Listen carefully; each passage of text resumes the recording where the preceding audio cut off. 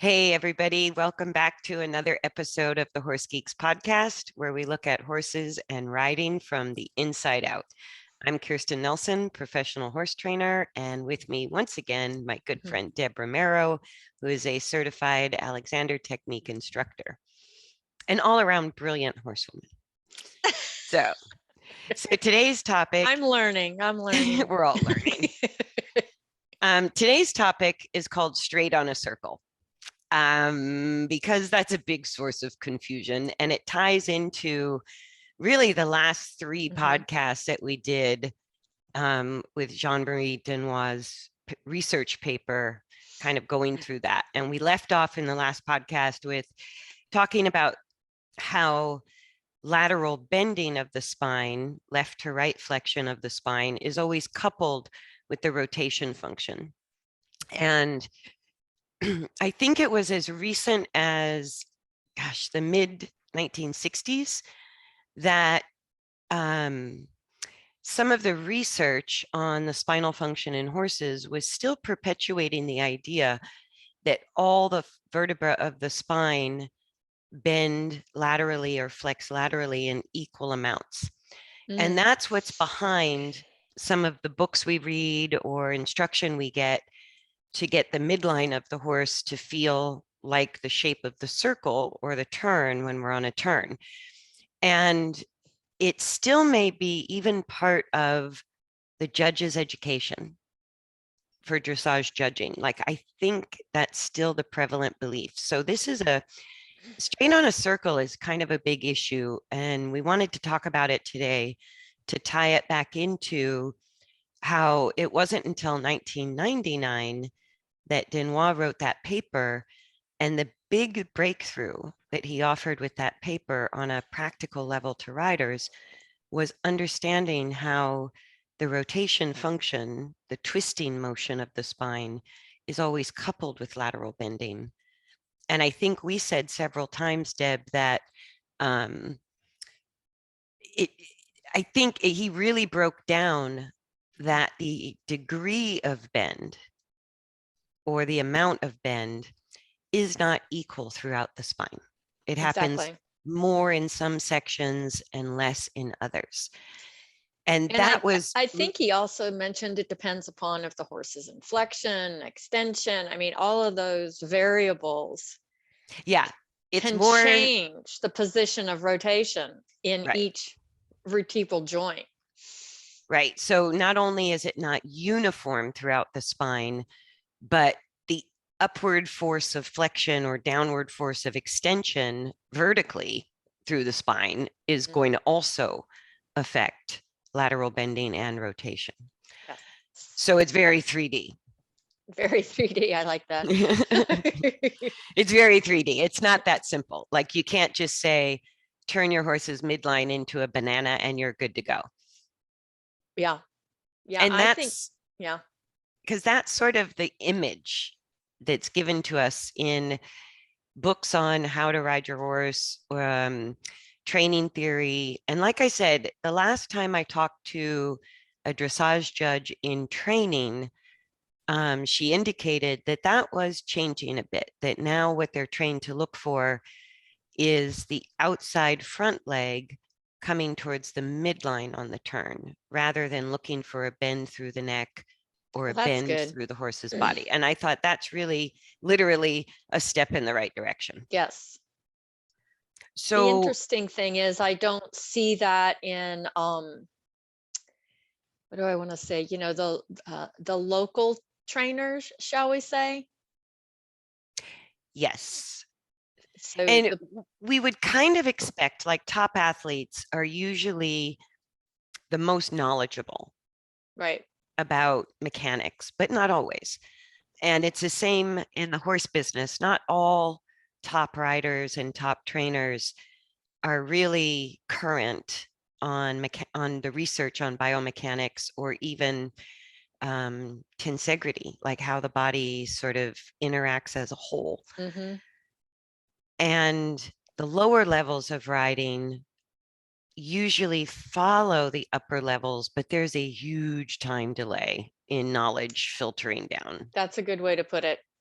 Yeah. Yeah. I mean, the information is out there. I mean, we obviously have found quite a few things. So I wonder what Yeah. that gap is, you know, Well, you and wonder. that's the purpose of this Horse Geeks podcast, is that this Mhm. information is available to all of us. Yeah. And I think as novice riders or even intermediate riders, with the horses that we could afford to buy, it's, that's where I see we sort of suffer the most, because our horses can't cope with dysfunction piled on dysfunction, because Mm, they're not maybe the most well-bred, best mhm. conformation, high dollar, born with talent kind of horses. We have to Right. work at it. And our skill level is always developing. I mean, there's no human in this lifetime that's going to learn everything there is to know about horses. True. But I think addressing straight on a circle and straight on a turn, on a practical level, it helps us understand the more current research on lateral bending, how it's coupled with rotation, how it works in segments of the spine, and what we should feel. Because Mm, when we get it wrong, we can create what's called mechanical lameness long yes. before we have a gradable, painful lameness, Right. right? So, Yeah, it's true in the human body. I mean, misuse, incorrect use is incorrect use. And it's going to filter down to some sort of biomechanical problem. right. And a lot of people don't know that there are these two veterinary terms for lameness. So a What's the painful difference? lameness is what the vet comes, does a flexion test, does a lameness exam, and it's graded 1 through 5, Mhm. depending on sort of the amount of deviation in motion. So by the time we can see a grade 1 lameness, which is an obvious detectable deviation of movement that the human eye can see, Mhm. we could have significant mechanical lameness. So mechanical lameness is not gradable, but it still happens and we still have side effects. Right. It just means that the body is in some stage of dysfunction. And that idea that the spine bends equally throughout on a turn or a circle is one of the major causes. How we perceive straight on a circle, how we're trained to understand that, I think is one of the major causes of mechanical lameness, I agree. mechanical dysfunction. I get this vision in my head of a rider trying to go around a turn and the horse is bowing out and the rider's pulling with the inside rein while the horse goes the other direction. Yeah. Yeah. And that's directly related to the rotation. Yeah. Like when you have, say, you're bending your horse's neck to the left, if the horse can either put the dorsal tips in rotation too far to the left Mhm. or too far to the right, and rather than remaining upright and centered, sort of spiraling in the same direction as the bend, as Denoix described. And so Denoix really describes the ideal, and I'm Mhm. sure, on just the bones of the horse without a rider and without any muscle memory, the spine always does what it should do, which is what he describes in the paper, Right. right? But now we've got a living, breathing horse with muscle memory, habits of movement, and the weight and habits of the rider. So now it gets more complicated. So if we think straight on a circle means we should feel the midline of our horse bend to the shape of the circle, I guarantee if we look for it, we will find a rotation issue always coupled with that primary thought. But rotation, really researched in 1999, hasn't filtered down to a practical level, especially if we're in the lower to medium range of Mhm. riding skills. So if we try to achieve that midline bend, we can pay attention. We're either going to feel like you described, That's the big one. the horse escaping through the outside Yeah, shoulder. And we think that's it's what a it is. shoulder problem, Right. right? Or a personality problem, or Or the horse personality resistance. resistance. Yeah. Disrespectful. Yeah. So let's take our left turn example, there's really only two options for the horse. If there's excessive lateral bending, it's going to destabilize the uprightness of the rotation. So the dorsal tips of the bones of the spine are either going to shift too far left in the direction of the bend, or too far right, inverted rotation against the direction of the bend. And we're talking the dorsal side, top side. So when that happens, now we have to add in another element. We're asking our horse for a left turn, and we're trying to bend the spine like a banana. So the horse only has two ways to cope with the dysfunction of the spine: fall in on the inside shoulder, turn too much, right? And drop the inside shoulder, making the turn tighter and tighter, or bend left, but escape right, which is what you're describing, right? So, and I don't know, I really tried to sort of see if there was a most common pattern, and I don't find that there is. It seems to be unique between the horse and rider, how that plays out, but it's going to play out. Yes. Right. So some horses will have excessive rotation in the direction of the bend, but they could still fall in or drift out on the turn. And some horses will automatically go into inverted rotation with the dorsal tips against the bend, but they still may fall in or drift out. Yes. Or like my big mare, she had a permanently fixated thoracic rotation to the left. So, the horses that come with already a biomechanical habit, who knows? Absolutely. Who knows?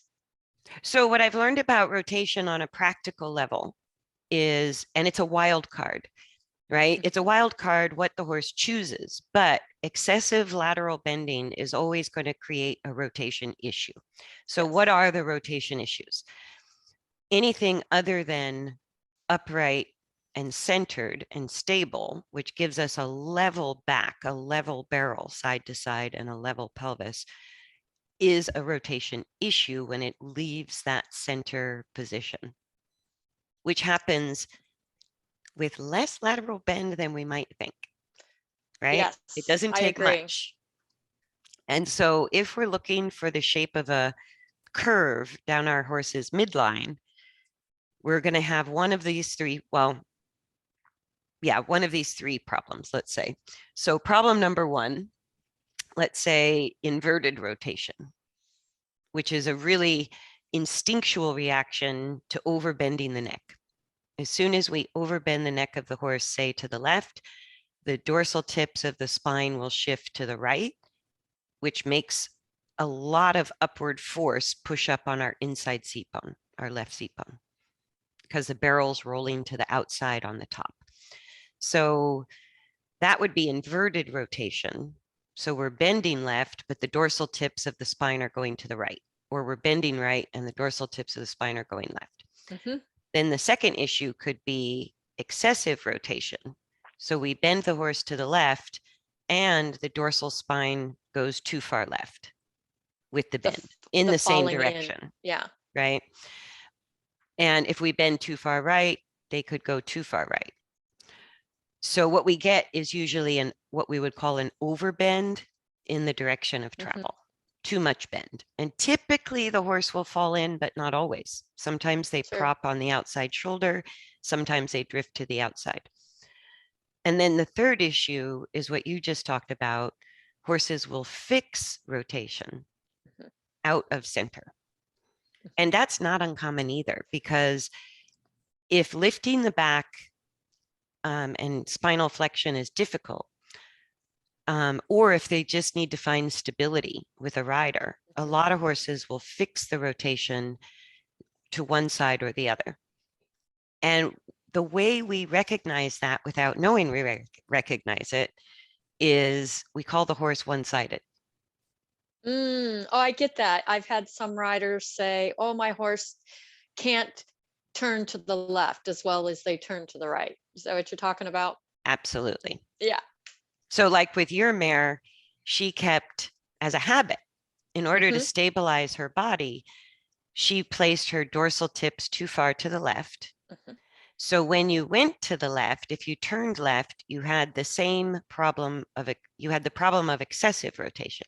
Yes. But because it was fixed, if you turned to the right, you had the problem of inverted rotation. Yes. Yeah. And that's what And if you makes, think about it, it went all the way down the spine. It wasn't just at her thoracics. To compensate for that, we've talked about this before, she would rotate her tail to the right. absolutely. So she this twisting to balance, and it's a habit. I mean, I have to always be looking to see if she's trying to use that habit in her Right. movement. Because fixed rotation is basically a fixed twist of the spine that the horse learns to work around. And would you say that's common in people? Oh yeah. So it's Yeah. not uncommon for people to have the very same issue. And if you think about it, I think I read an article somewhere about a horse being left-handed or right-handed. I've heard that forever. Yeah. And so Forever. Like it's the old same cowboys. conversation. Like we've known that forever, where we go, this is a left-handed horse. This Yeah. is a right-handed horse. Yeah. Right. And that is really speaking to a rotation issue, a fixed Yes. rotation issue. And the way we recognize it in training is the horse turns left, but not right. Right. So the left turns are easy, the right turns are difficult. The horse picks up the right lead, but never Yeah. picks up the left lead. Right. And so that's how common it is. Because how common is that we have a one-sided horse, or we call it a left-handed or a right-handed horse? And it really gets down to neuromuscular muscle communication. You know, it's the same thing in people. If you're right-handed, you can write with your right hand, but if you try to write with your left hand, it becomes a task, a thinking thing that I have to focus on. It's just the neurotransmitters, you haven't used them. They're just not there. There's no neural pathway for There's that. no neural pathway, and you have to establish it, and it takes a while for that to happen. I would even say brushing your teeth. Like I goes, even like writing is out of the question, but even brushing my teeth with my left hand, I'm right-handed and you're left-handed. Yeah. And so it's like, yeah, you arrange your body around that one-sidedness, which is all well and good until you want to be athletic. Yeah. And if you want to be athletic, and we're asking our horse to be athletic as soon as we sit on them, they have to be more athletic than nature intended. So our body weight can perpetuate the twist if we're not actively correcting it. And that goes back to our real early podcasts about physics, and it's all about, you know, absolutely, the laws of motion, and we're either helping or we're not. It's that simple. Right. Our body weight is either sort of making the problem worse or trying to help our horse correct the problem. Yes. Yes. And it's like green horses, a horse that's never been ridden. When I start horses under saddle, it's so typical of a green horse. When you go on your first turns, where you try to make your first early circles, 90% of the time, horses roll the barrel outside on the top and inside on the bottom. So they push into the calf, they push into your lower leg every time you turn. And again, we all know this, but we don't recognize it as a spinal dysfunction. We think the horse is just pushing the rib cage into our legs. So we go get the horse off the lower leg, even to the point we're grabbing spurs to get the job done. Wow. And it's like trying to move the rib cage is, I just watch people deal with that for years, and it doesn't work. And then I also see when that happens, that sometimes the horse, when it's excessive, sometimes the horse just stops and that he will not go forward. And I'm wondering, Well, is there a central nervous system connection because the shear is getting so bad the body says you got to stop, you can't continue like this? Yes. And I would say 50% of them stop and maybe refuse to move forward or slow down. And the other 50% speed up Yeah, and try to outrun it. yeah, So, and I don't mean bolting, I just mean rushing at the rushing, walk going faster and or the trot. faster. So it's like they're trying to figure it out. But when, like, that's describing inverted rotation, and inverted rotation is so common. I think we talked about this even in the last podcast. If we sit on our horse at the halt and you overbend the neck to the left, you will create inverted rotation at You'll the be able halt. to feel what it is without the horse moving, which may be the only way you're going to learn to recognize. That's true. Yeah. That's yeah. And so if we sit on a horse and bend the neck to the left, you, I like to have people do it slowly so you sort of feel how little it takes to create inverted rotation. But as we pull the horse's neck, say, to the left, we'll start to feel more and more and more upward force on our left seat bone, or kind of a pulling downward force on our Mm, right seat bone and leg. The whole saddle will roll over towards the right when we bend the neck left. And as soon as we reverse that, when we bend the neck to the right, it reverses the forces. So we'll start to feel upward force on the right seat bone and downward force on the left. And so we can feel that at halt just to understand yes. what inverted rotation is and how it feels to us as a rider, because it will happen in motion. The horse will just do it. I found another way riders can pick up on it is if they're just teaching them to keep their seat bones level, and say the horse shifts his back leg and cocks the leg, and that'll rotate. So that's Yes, another way that people can kind of start tuning into, well, where is the horse putting me?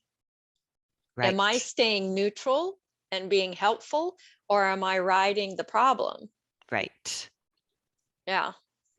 right. And so levelness under our seat bones is how we feel correct rotation versus incorrect Mhm. rotation or rotation issues. So as soon as the force, the upward force against our saddle and our seat bones, as soon as that's increasing on one side compared to the other, we have a rotation issue, Yes.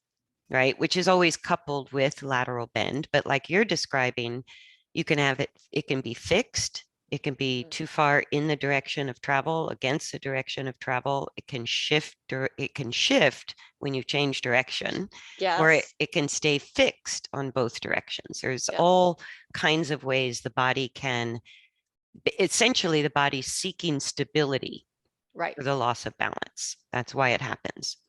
And it happens a lot. Quickly. Like saddles shifting left and right, not Yep. uncommon. Legs feeling unequal left to right, not uncommon. And if you're gripping, because when you grip or tighten a muscle, it shuts down all the proprioceptors to those muscles. So I do get riders saying, well, I can't feel it.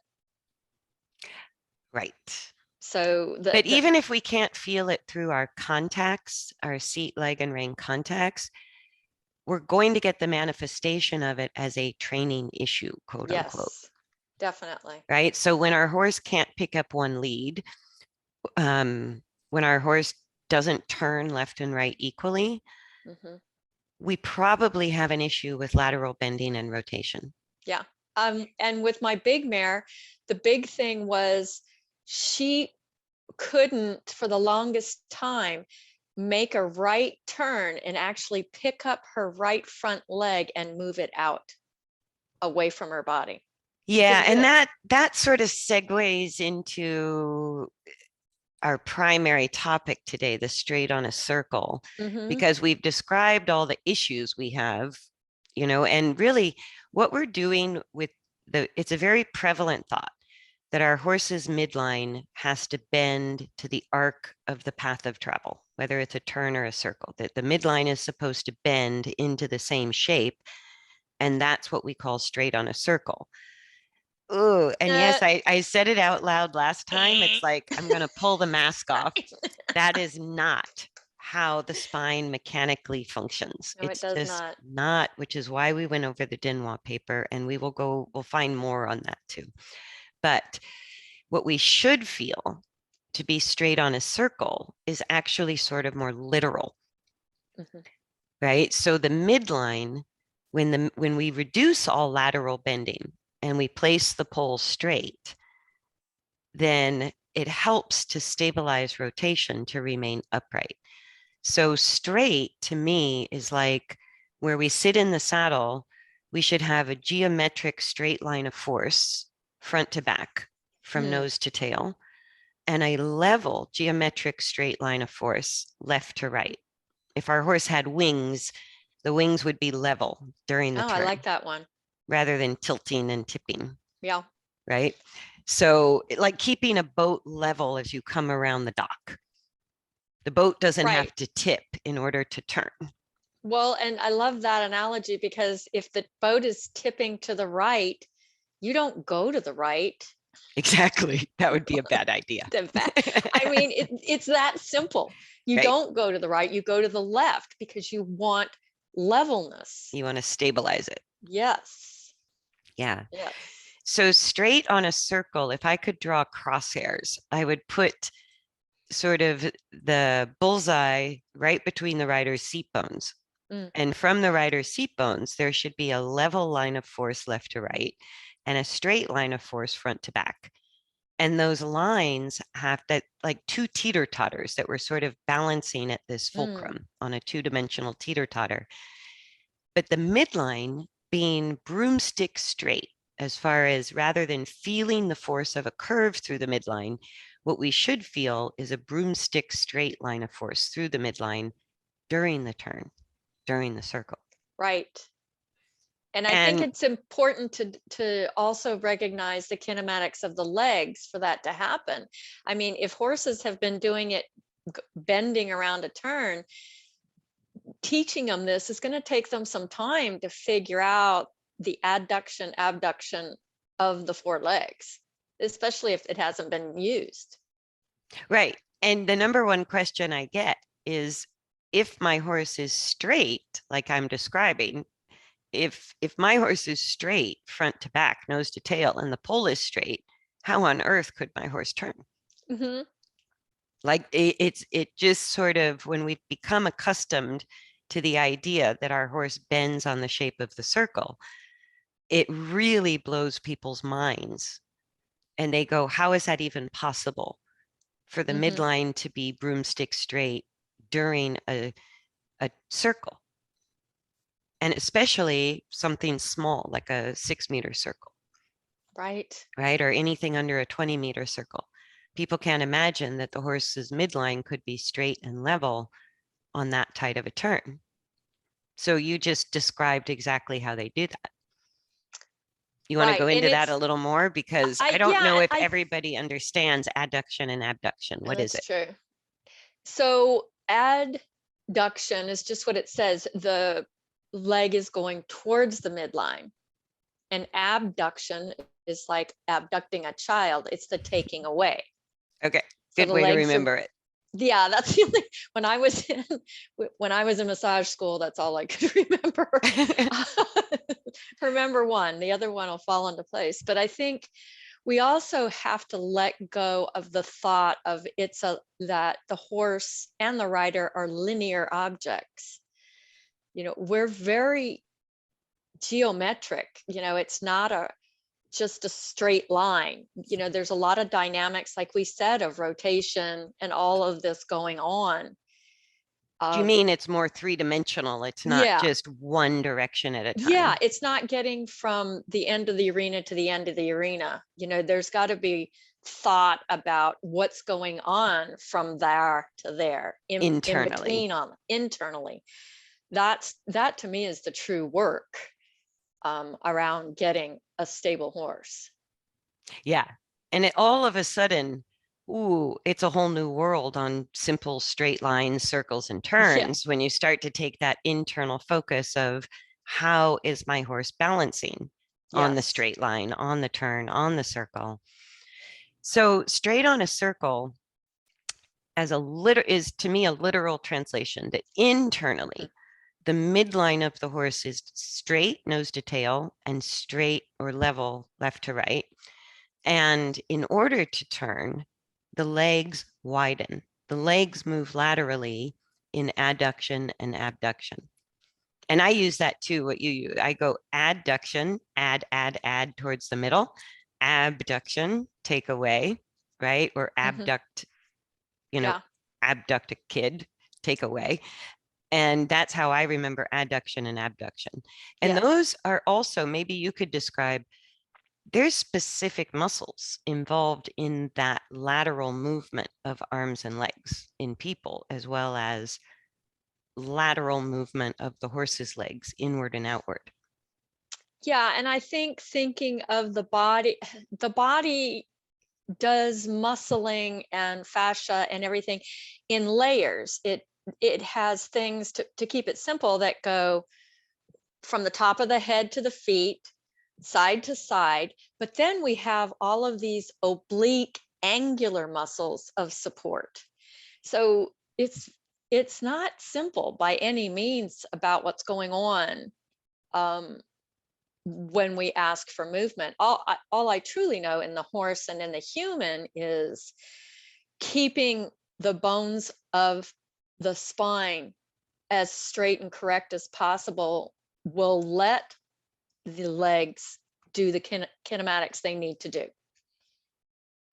Right. And we've talked about that extensively before, that if the axial skeleton, which is the skull, the spine, the rib cage, and I always include the pelvis, even though I know they technically don't it's not. in anatomy books, but Yeah, to I me, always that's include all it. one functioning unit.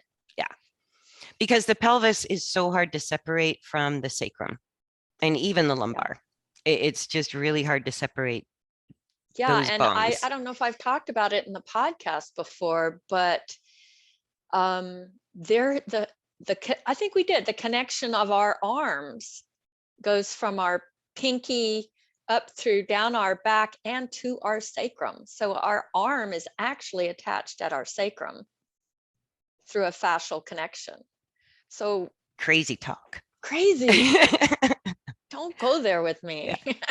So basically the premise is if the axial skeleton is stable, Yes. which means we're actually reducing lateral bending and stabilizing rotation on a turn or a circle. That's what creates, and it's not mechanically ever, bodies are never mechanically geometrically straight.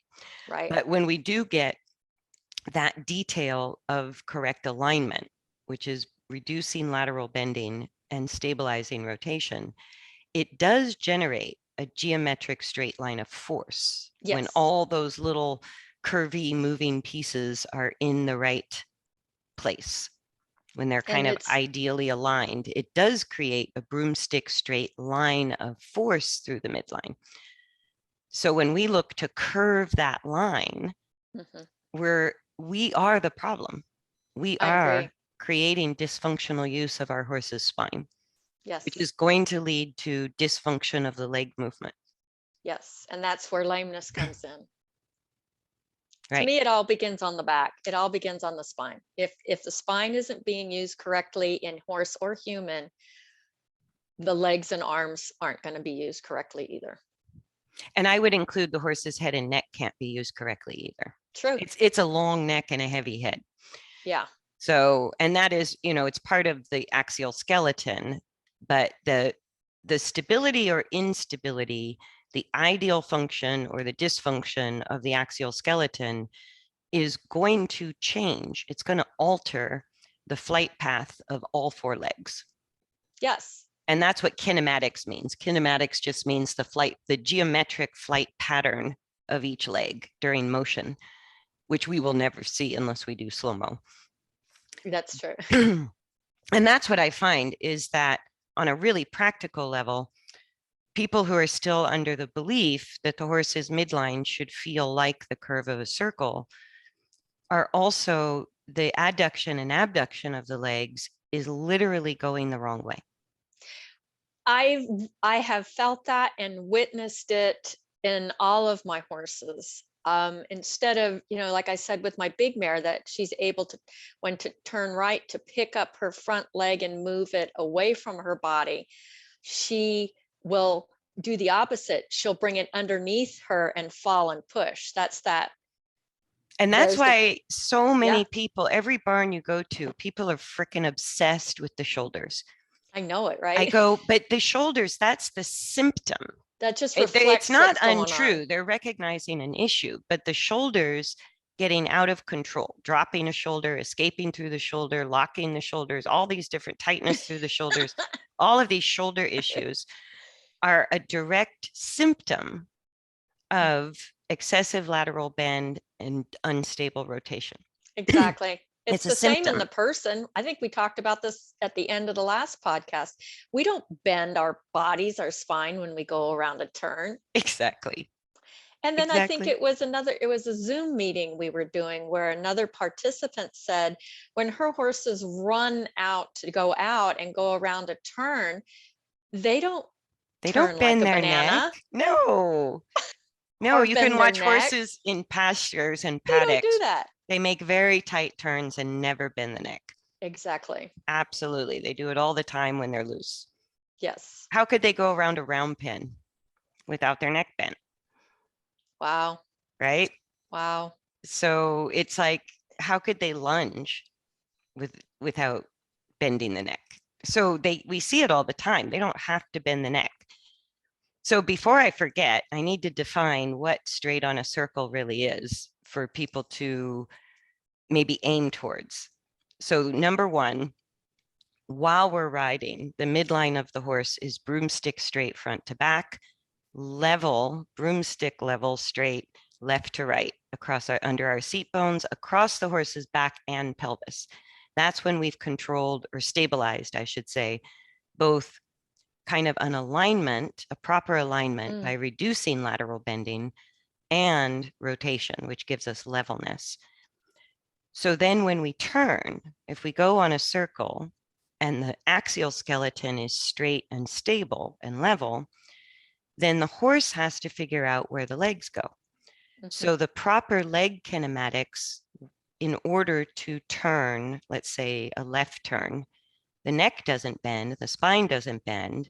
The way the horse would make that turn in balance is the inside hind leg would slightly adduct towards the midline, and the outside hind leg would abduct away from the midline. That's going to pivot the back end of the horse in the direction of travel. Right? So then the front legs, the inside front leg would abduct away from the midline in the direction of travel, and the outside front leg would adduct towards the midline, but also in the direction of travel. So the back end of the horse is pivoting away from the direction of travel in order to turn, and the front end is completing it by moving in the direction of travel. The spine is straight and level the whole time. And that's what actually strengthens the adduction and abduction of the legs. So it brings me back when the lady who is in judging training school, dressage judge training, she said now they're looking for the outside front leg to come towards the midline. And I go, well, that's a step in the right direction because that's where the Okay, I'll legs take it. should go. And if we overbend the horse, like let's say we want the neck bent or the spine bent on a left arc, then what will happen to the legs, you might get the adduction of the inside hind and the abduction of the outside hind, but the inside front is going to go towards the midline and the outside front's going to go away from the midline. So the front legs will reverse whenever we overbend the neck, trying to, or whenever we think of pushing the ribs in, overbending the neck, trying to create a bent line of force through our horse's midline. The front legs will have to go the wrong direction. Exactly. And so that's why I went, well, at least the judging criteria is moving the right direction. Because if there's excessive lateral bending, that outside front leg will move away from the midline on the turn. Yep. So that's straight on a circle to me. And to me, straight on a circle, working those adductor and abductor oblique muscle groups is a precursor for correct lateral work. So I totally agree. before I ask for any lateral bending of the spine, I can still build the stability of the axial skeleton and really work those oblique muscle groups just by being straight on a circle. Exactly. I use that a lot with all of my horses. Yeah. And the most prevalent belief is that a leg yield is your like basic lateral move. It's your baby lateral work is a leg yield. And I go, my baby lateral work is straight on a circle. Yeah. I have no need for a leg yield. Yeah. And I think we've discovered that using figure 8 is a real helpful. Yeah, it can be if the horse, like you described with fixed rotation, you're going to have opposite problems on each direction. Yeah. So riding that figure 8 is a challenge for the rider, but it can really start to get the horse to explore different ways of doing things. Sometimes if it's really tricky for a horse, if I'm working with a horse that came out of especially dressage training, where the overbending is sort of the most prevalent problem, I'll do straight on a circle on one direction for half of my ride, giving the horse time to sort it out, and then go the other direction for the other half of my ride. Yeah. And give the horse time to sort it out. And then a figure 8, if the horse is really stuck or if the horse is more advanced, because changing direction for horses is more challenging to their balance than changing speed. Good point. And it's directly related to the functions of lateral bending and rotation, and how we have been overbending our horses for way too many years. Yes. Like I said, back in 1965 was probably the most recent time that science was telling us the spine bends laterally equal throughout every vertebra, and we should feel. So it's like that was the scientific norm way back in the 60s and before that. And so it still hasn't filtered through. Denoix' work hasn't really filtered through. But I guarantee if we go out and ride our horses straight on a circle the way I'm describing, you will improve the balance and the stability and feel how to overcome all the training issues. This is literally how I solve all the shoulder issues that people come to me with. Right. I go, and the personality problems. well, that can be part of it. If the horse is really struggling, they're going to resist. Yeah. Right? They're going to resist. And some horses resist a lot, and some horses sort of just resist in more subtle ways. And so that's unique to the personality of the horse, but they resist because they're uncomfortable. Right. They're having a problem. So if we look at straight on a circle more literal, that the midline of the horse is straight, and we allow our horse to kind of find the right leg placement based on a stable axial skeleton, they all do, and it's more comfortable. And it's less, I've heard people describe it as it gets up quieter, you know. It gets quieter. It gets quieter. The ride's quiet. There's not as much having to use the reins or this or that. It's just quiet. And it's unfortunately almost predictable. If you open a horse sales page or something, there's a bazillion horses out there that are for sale where it says perfect for a beginner dressage rider. Horse, I'm selling the horse because they're trying to move from 3rd level to 4th level. Right? And it's always after 3rd level, because 1st through 3rd level, if you're bending your horse the shape of the circle, you can't do the upper level maneuvers with that same horse. Good point. And so that's why horses get labeled as not having enough talent, to go beyond third level. And it's unfortunately common. Yeah, it is. But I think it's directly related to the whole concept that we should be bending our horse's midline like a banana on our 20-meter circles and our corners and our tight turns. I And think it's so, been within the last 5 years. I was at a dressage barn and picked up a dressage magazine, just flipping through it and opening it up, and there it was, the picture of the horse doing the banana. It's like, oh, can't believe it. yeah. And I think that's why I think we're on episode 56, and I haven't wanted to talk about it before because who are we to Yeah, who say, are we? who are we to say dressage today is printing misinformation? Like, I don't know what dressage magazine it was. It was just, I opened it to that picture and just put it back down. right, right, because it is still in the dressage magazines and it's still in the dressage books. And so I get a lot of pushback on this Yeah, I idea. bet. And I go, okay, this is not my opinion. This is not because I'm a stellar rider and I've achieved Olympic gold. You got lots of ribbons. I just am curious how the body works. And the research is there for all of us, no matter what level we ride at. And so when I get that pushback, it's kind of it's a light bulb moment or a little bit of a come to Jesus moment because it really challenges something that's out there in a prevalent way. And a lot of my clients are coming to me because they have significant behavioral issues or lameness issues. So they're at least willing to try something different. Yeah. And that's one of the number one things I find myself working on is reducing lateral bend that's been too prevalent and stabilizing rotation. And then straight on a circle is like one of the most fundamental rehab exercises I do across the board, whether it's behavioral issues or lameness issues. But the correct straight on a circle concept repairs a boatload of problems, I agree. especially with the shoulders.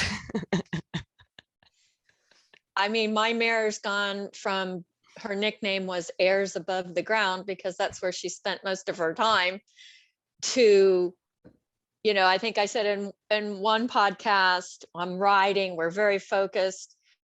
The UPS truck's screaming down the road. The dogs are chasing the UPS truck. She didn't bat an eye. She was like right on the work. And I think they like it. I Well, it think feels good. it feels good to them when it starts to get there and they seek it more. They're like, yeah, let's do that. Well, if we're riding for mechanical ideal, it's like slow motion body work to me. It is. And I've been told that my work is too slow, and I'm like, yeah, okay, fine. well, the body can only go as fast as the body can go. At that time, yep. Every horse I ride has a threshold, a level of discomfort where you're not going to get farther. Not that day. Yeah. And the horse I took that was an ex-dressage horse, he had gone to Pre-St. George, and then he was given away because he developed navicular and ring bone as a 10-year-old. And I took him, and that was just a horrific issue with him. So he developed ring bone and navicular on his right front leg. And what did he do? He had a permanent left rotation. Yep. Right? Or sorry, right rotation and right bend. So excessive rotation to the right and a right bend. And he was obviously trained. If I tried to do any lateral work with him at all, he would just automatically overbend his spine, have a rotation issue, and hurl himself through the maneuver. And I just went, okay, back to basics, straight on a turn, straight on a circle. And he had no muscle support to maintain axial stability. Like all the muscles that support that straight line of force took years to re-strengthen. I think that's a good point to let people know this is a process. This is, you know, you're kind of like rebuilding waves of electricity to muscles in this. This is right. And like my horse was strong in all the wrong muscles and Right. actually atrophied and weak in the muscles he needed to improve his mechanical function.